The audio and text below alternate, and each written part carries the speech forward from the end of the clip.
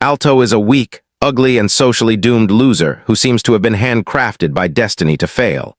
Despite being a world-class nerd who memorizes textbooks for fun, he's on the verge of flunking his grade because he can't perform the most basic requirement, summon a familiar. This academic tragedy pushes him into ultimate desperation.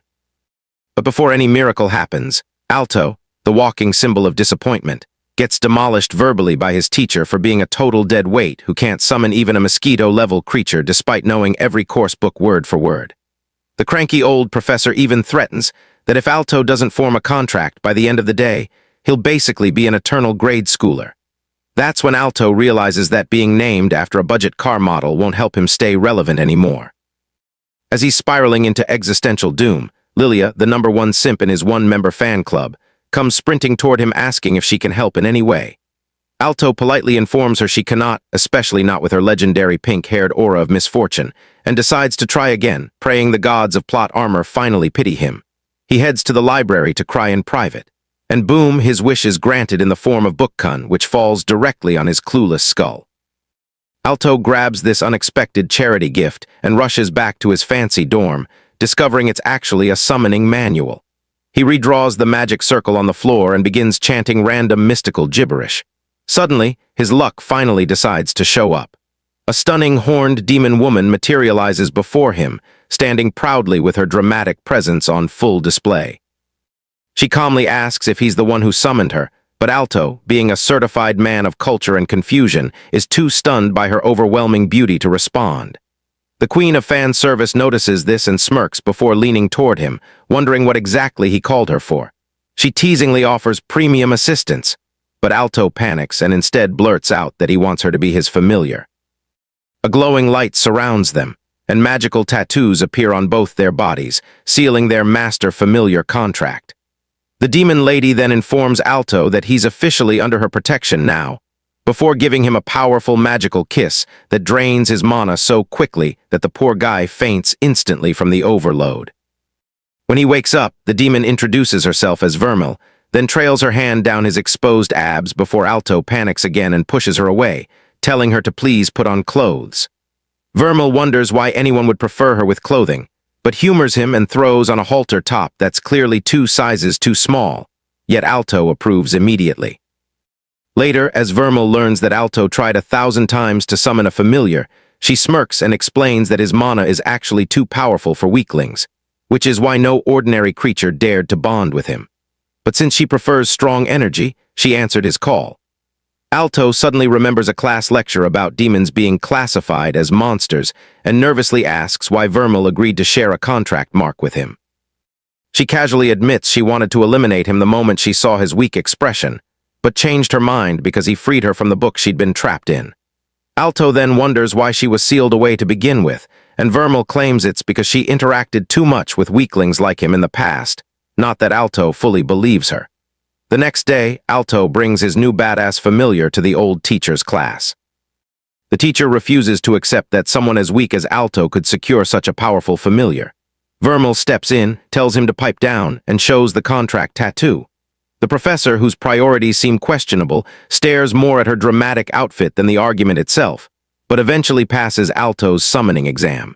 Before they can celebrate, the teacher asks Vermeil if she's satisfied with Alto. She bluntly says yes. Meanwhile, Lilia fumes in the background, wondering how another female lead suddenly appeared in her story. She grows even more annoyed when Alto and Vermeil share wholesome, slightly dramatic moments.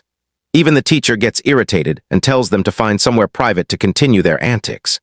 Vermeil points out that it isn't her fault he hasn't had romance in 100 years, and that other familiars are allowed to sit on top of their masters too, so she should be no exception. Seeing no valid counter-argument, the teacher returns to his lecture in defeat. Meanwhile, Lilia tries to bottle up her jealousy but loses it completely when Vermeil requests more of Alto's strong mana energy. Lilia snaps, throws a tantrum, and embarrasses herself in front of everyone. Still not satisfied, she confronts Alto and Vermeil again, demanding answers about who this demon girl really is. When she gets absolutely nowhere with this interrogation, she pulls out her school tie and challenges Alto to a duel. In this prehistoric school system, the winner of a duel can command the loser to grant one wish, and Lilia wants Alto to break up with Vermeil. Alto starts chickening out as expected, but Vermeil tells him to flip Lilia's challenge against her.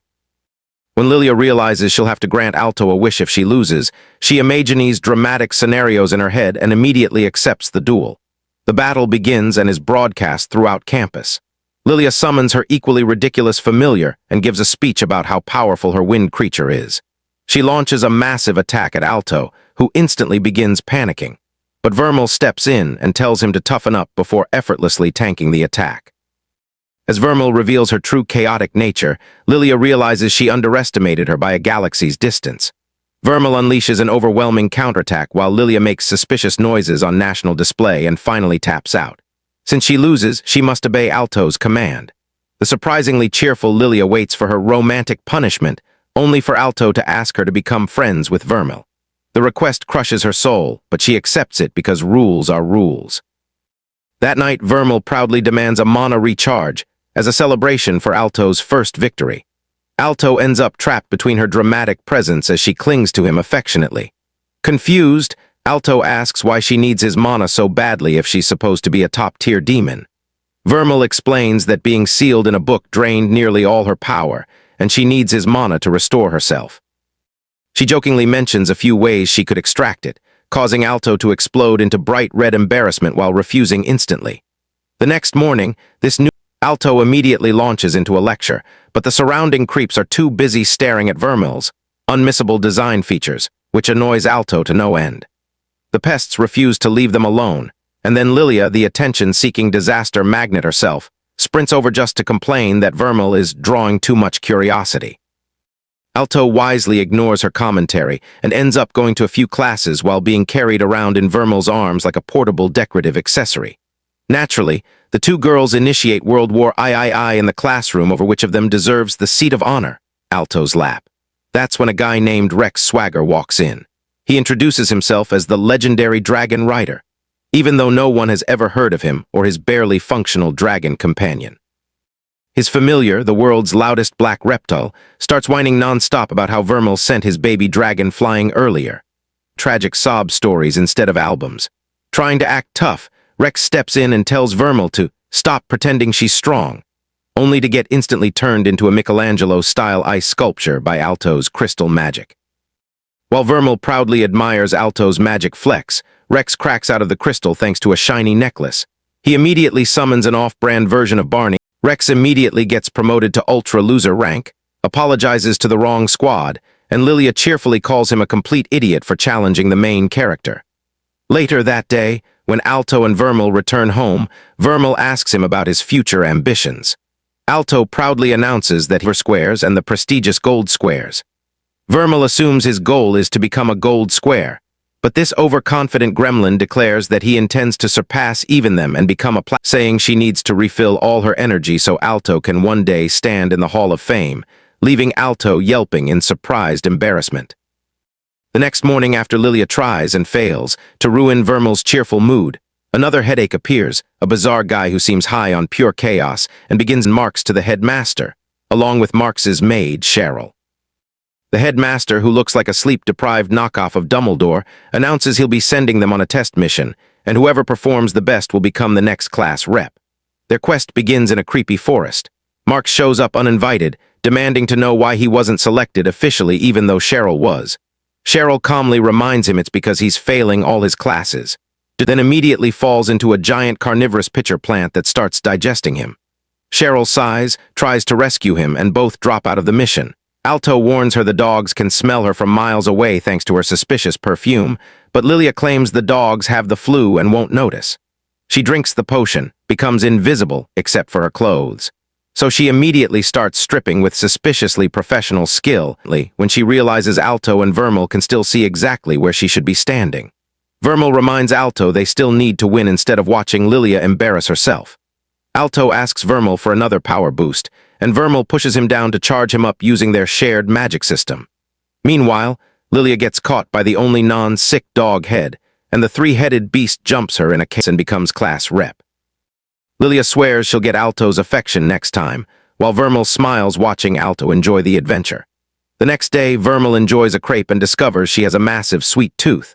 Alto sulks, wishing she paid more attention to him. When she mentions she never had sweets in the old days, Alto realizes he knows nothing about her past. Before he can pry further, a flashy dragon performance led by a wannabe tomboy named Chris steals everyone's attention. Later, Vermeil offers Alto a bite of her crepe, causing him to melt over the idea of an indirect kiss. During PE, Marks becomes a hardcore fanboy of Chris, who is the leader of the Dragon Riders, an executive council member, and one of the 7 gold squares. Alto immediately joins the fan club. Lilia explains that 5 gold squares are student council members. Alto dreams of joining them someday.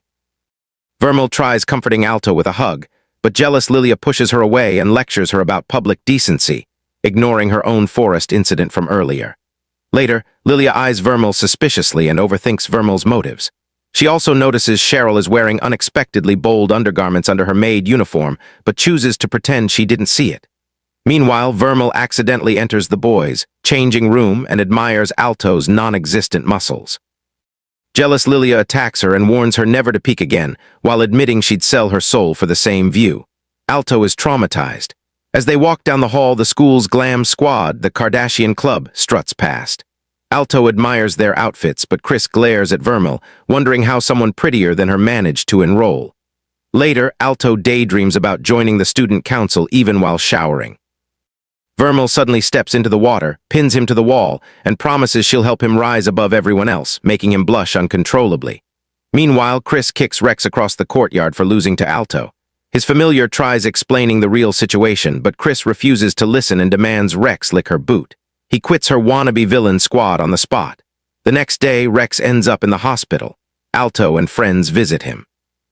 Rex pretends it was a lover's quarrel, but his sidekick reveals Chris is the real culprit. Alto decides someone needs to teach Chris a lesson.